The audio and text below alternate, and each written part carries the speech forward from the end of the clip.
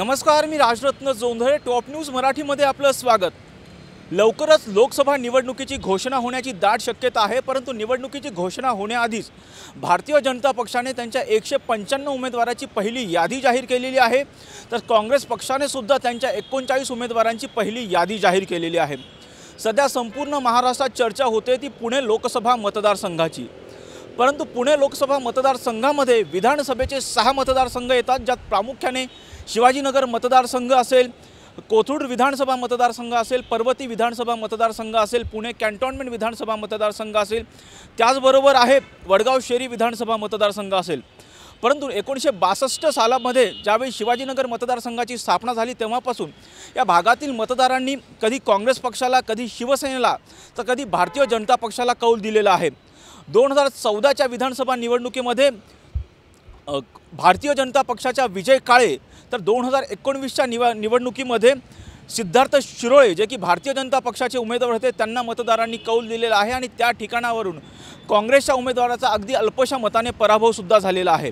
परंतु शिवाजीनगर विधानसभा मतदारसंघातील मतदारांचा नेमका या लोकसभेच्या निवडणुकीमध्ये नेमका कोणत्या पक्षाला कौल आहे, त्यांच्या मागच्या जे गिरीश बापट होते त्यांच्याकडून ज्या अपेक्षा पूर्ण झालेल्या आहेत का, किंवा येणारा जो खासदार आहे त्यांच्याकडून त्यांच्या काय अपेक्षा आहेत हे आपण जाणून घेऊयात. तर चला तर मग शिवाजीनगर विधानसभा मतदारसंघातील मतदारांचा नेमका कौल कोणाला आहे, शिवाजीनगर विधानसभा मतदारसंघात नेमक्या कोणत्या पक्षाची हवा आहे, चला तर मग जाणून घेऊयात.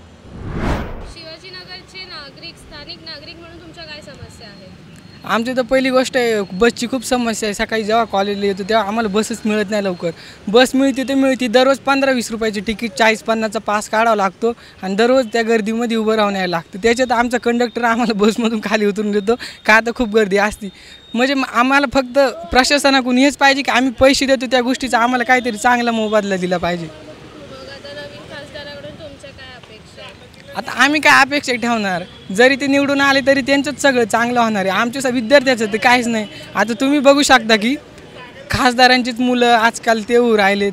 त्यांना असं वाटतं म्हणजे आपले एक समाजाची एक प्रवृत्ती झाली की आपल्याच मुलाला किंवा आपल्याच नातलागाला सगळं भेटलं पाहिजे. मग आमच्यासारखे तरुणांनी करायचं काय, आम्ही पॉलिटिक्स सारखे विषयामध्ये उतरायचंच नाही का आता आम्ही गरीब आहे का, आता आम्ही असं मीडियम वर्गामधून येतो म्हणून का. आमची पण इच्छा आहे की आम्ही पण पॉलिटिक्समध्ये यावं, आम्ही पण देशाचं नेतृत्व करावं. कदाचित त्यांच्या मुलांपेक्षा आमच्या हातात पॉलिटिक्स दिलं काय असे ना, साधं नगरसेवक पण दिलं ना, तर आम्ही खरंच त्यांच्यापेक्षा खूप चांगल्या पद्धतीने करू शकतो. कारण आम्ही गरिबीमध्ये राहिलो, आम्ही गल्लीमध्ये राहिलो. आम्हाला माहिती आहे आमच्या गल्लीमध्ये काय समस्या आहे, आम्हाला माहिती आहे आमच्या गल्लीमध्ये पाणी येतं की नाही, आम्हाला माहिती आहे आमच्या मुलांना एज्युकेशन चांगले मिळतं आहे का नाही. तुम्ही बघू शकता एज्युकेशनमध्ये पण बघू शकता की श्रीमंतांच्याच मुलांचं सगळं झालं आहे. आमच्यासारखं आता मला 90 मार्क होते 12वीमध्ये, मला MBBS व्हायचं होतं पण नाही आता आलं, कारण की घरच्यांकडे तेवढे पैसेच नव्हते.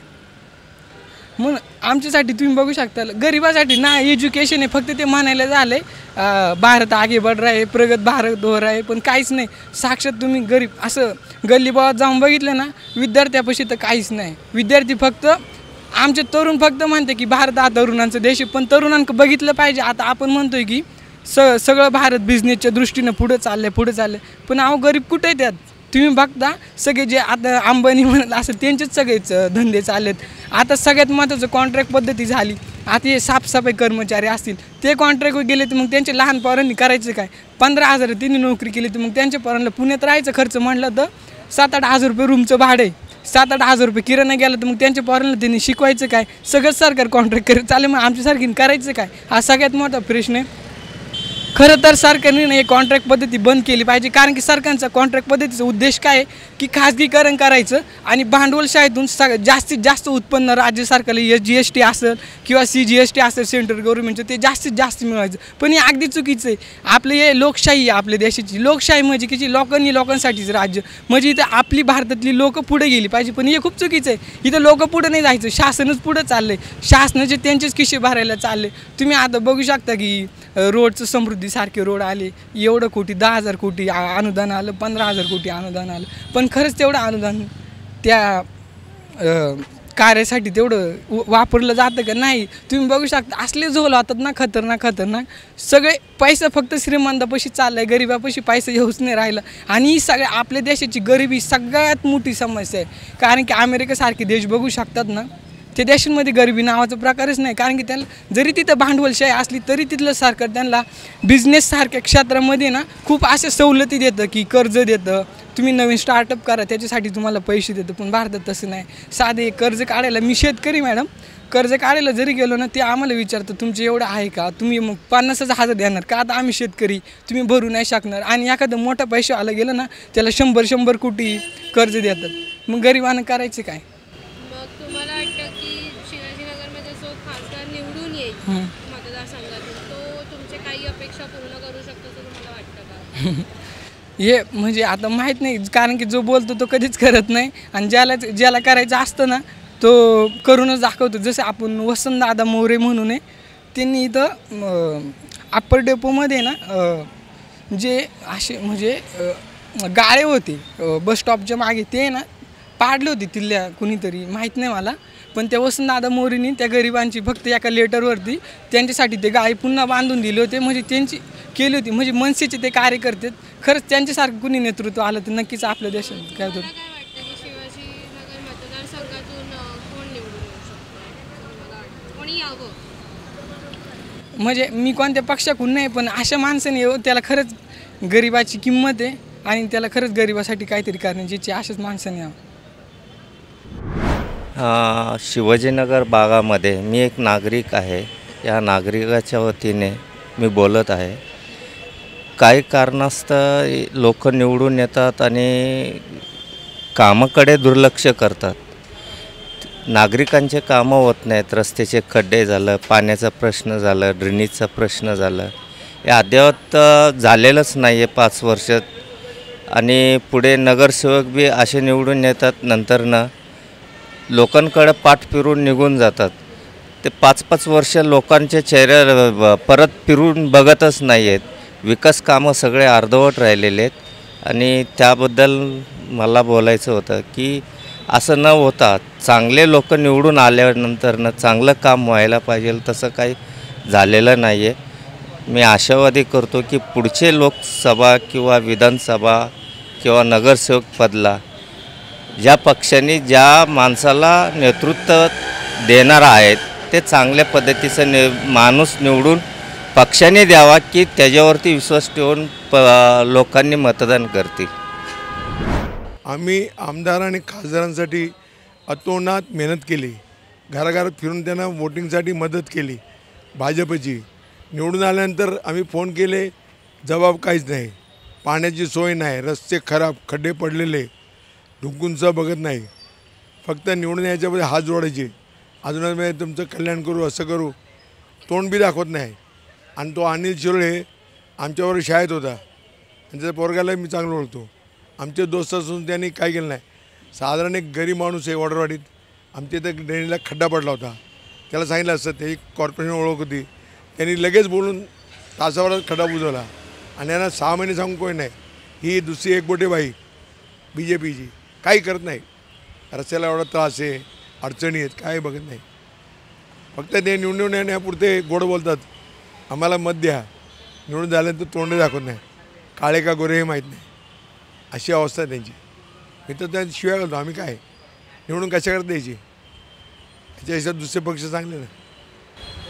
तुमच्या काय अपेक्षा आहेत का? आमच्या अपेक्षा आहेत, आम्ही निवडून देऊ यांना. पण आमची एकच अपेक्षा आहे की त्यांनी काम केलं पाहिजे. काम करत नाही, ओळखसुद्धा दाखवत नाही.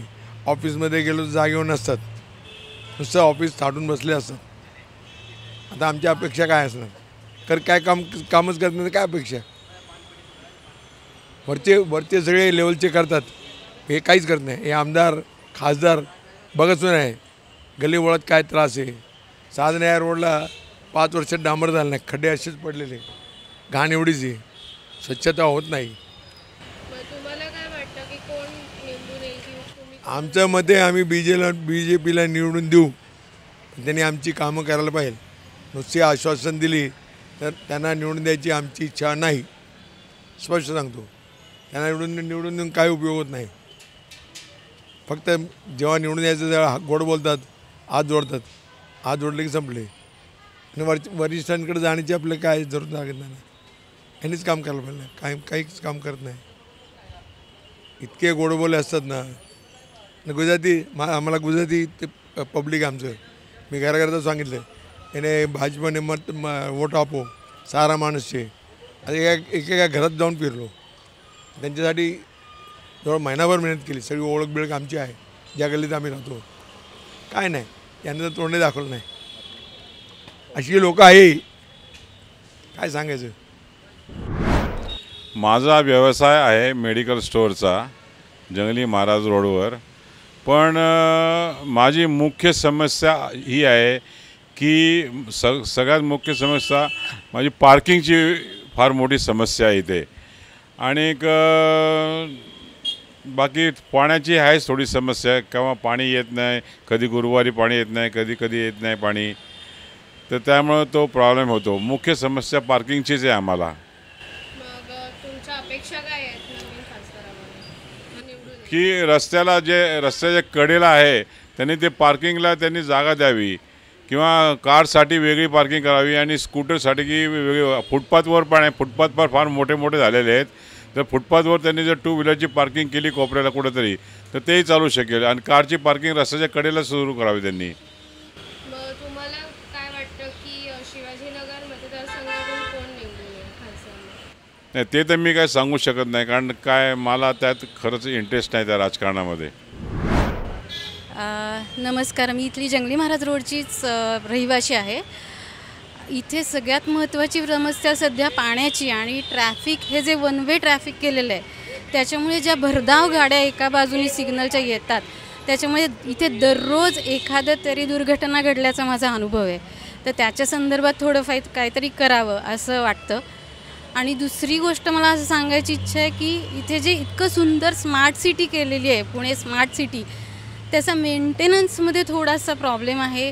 किंवा जरी गव्हर्मेंटकडनं मेंटेनन्स केला गेला तरी रहिवाशांकडनं किंवा जाणाऱ्या येणाऱ्या लोकांकडनं त्याची निगा तेवढी राखली जात नाही. किंवा इथे जवळपास भरपूर कॉलेजेस आहेत, ती जी मुलं आहेत कॉलेजची ती इथे बसून त्याचा उपभोग घेतात, पण तेवढा तो वापर योग्यप्रमाणे केला जात नाही. तर मला असं वाटतं की याच्यावर काहीतरी ॲक्शन घेतली पाहिजे.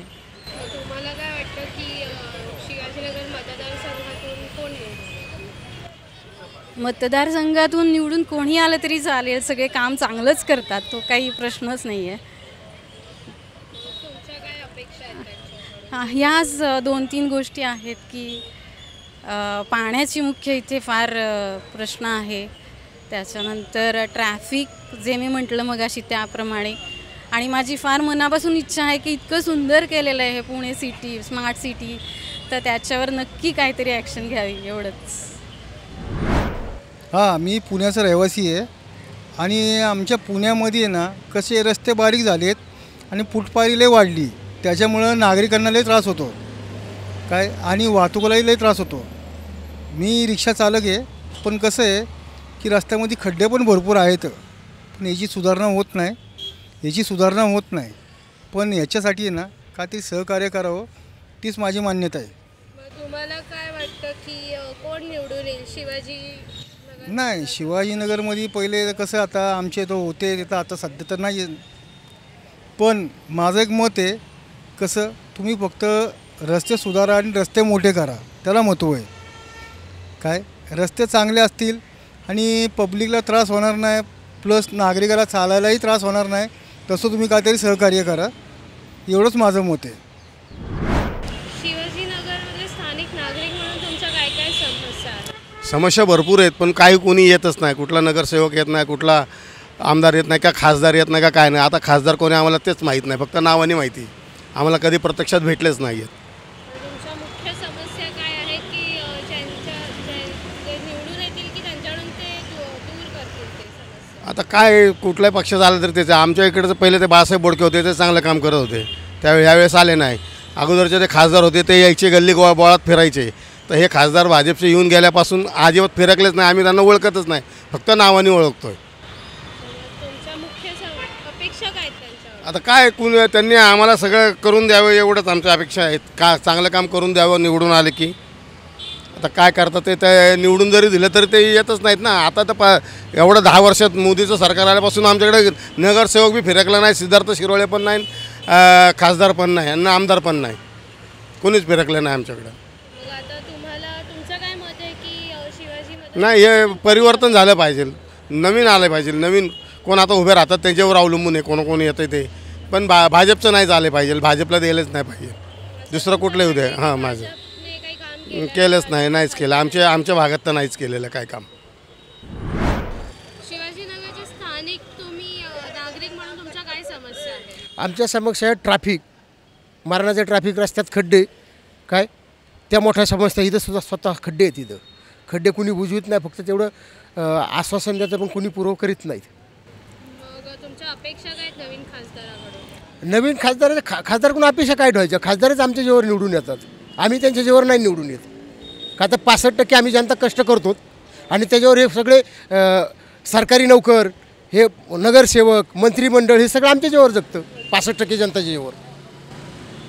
मग तुमच्या काही अपेक्षा नाही आहेत आमच्या तेच आमच्याकडे येतात मागायला 5 वर्षातून एकदा. हे आम्हाला काय देणार आहेत? आमचे घेतात 1 रुपया आणि आम्हाला लालच लावतात फक्त 10 पैशाची. मग तुमच्या समस्या दूर नाही करत असं तुम्हाला म्हणायचं? हा, समस्या कुणीच दूर करू शकत नाही. आत्ताचे तरी करू शकतो. पहिले जे राजे महाराजे होते ते करू शकत होते. आता फक्त 3ऱ्या 4थ्या पिढीला फक्त ह्यांचंच आमचंच खुर्ची सरकार पाहिजे आणि आमचंच सगळं पाहिजे. आमचा बाप आला पाहिजे, आमचा मुलगा आला पाहिजे, आमचा नातू आला पाहिजे. पण असं म्हणत नाही आता मी 5 वर्ष भोगवले, ह्या दुसऱ्याला 5 वर्ष द्या, असं नको आहे. आमची बायको उभा राहिले पाहिजे, आमची नातू उभा राहिले पाहिजे, आमची सून उभा राहिली पाहिजे. हे सगळं आहे. शिवाजीनगरमध्ये स्थानिक नागरिक म्हणून तुमच्या काय काय समस्या आहेत? समस्या म्हणजे असं पहिलं की रोड लहान आहे तिथले आणि ट्रॅफिकचा म्हणजे जो मेन रोडचा जो स्लोप येतो इकडे तो पूर्णपणे म्हणजे वळून जायला लागतं आणि जे आता इथं हॉटेलिंग वगैरे चालू झालं आहे त्यामुळं स्थानिक लोकांना त्याचा त्रास होतो भरपूर ट्रॅफिकचा. म्हणजे हॉटेल्स वगैरे चालू झाले, गर्दीचा त्रास होतोय, बाकी जास्त असं काही नाही आहे. मग तुमचे नवीन खासदाराकडून काय अपेक्षा आहे? ट्रॅफिकच्या समस्या सोडवाव्यात आणि आमचा मेन म्हणजे पहिल्यापासून आमचा एक हे वस्तीचा जो हे चालू आहे तर ते लवकरात लवकर त्यांनी सोडवावं असं आम्हाला वाटतं. मग तुम्हाला काय वाटतं की शिवाजीनगर मतदारसंघातून कोण निवडून येऊ शकतो? BJP. शिवाजीनगरचे स्थानिक नागरिक म्हणून तुम्हाला काय काय समस्या आहेत? थोडं पार्किंगचा प्रॉब्लेम आहे इकडे. काही रस्ता बारीक असल्यामुळे गाड्या लोक कुठे लावतात आणि उदाहरणार्थ इथे कुठे गाडी लावली की आतमध्ये कोण आलं की दुसरी गाडी आली तिकडे गाडी अडकून पडते. तेवढं आहेच. तुमची अपेक्षा काय आहे? ते कुठे मोठं पार्किंग वगैरे असावं की आहे ते पण बालगंधर्वपाशी पार्किंग आहे ते पण एवढं लांब कोण जात नाही. कॉलेजमधली लोक पण इकडे गाड्या लावतात, हॉटेलमधली पण लोक इकडे गाड्या, कधी आमच्या पण गाड्या बसत नाही इकडे व्यवस्थित. मग तुम्हाला वाटतं की ते सुटल्या जातील, म्हणजे समस्या तुमच्या दूर होतील? व्हायला पाहिजे ना, ते झालं तर चांगलीच गोष्ट आहे. मग तुम्हाला काय वाटतं की शिवाजीनगर मतदारसंघातून कोण निवडून येऊ शकतं? नाही तर आपलं आमचं शिरोळ्यांचंच आम्हाला जास्त वाटतंय. हो. Come on guys, hurry up. यार सुन ना, एक ब्रेक ले लेते हैं. Guys, I'm telling you, तुम लोगों को सही से ट्रैकिंग नहीं आता. But that's okay, you can learn. रोज का ढक्कन देना. ये रेड वाला है, सही वाला देना. अबे ढक्कन. पहले तो सही पानी पीना.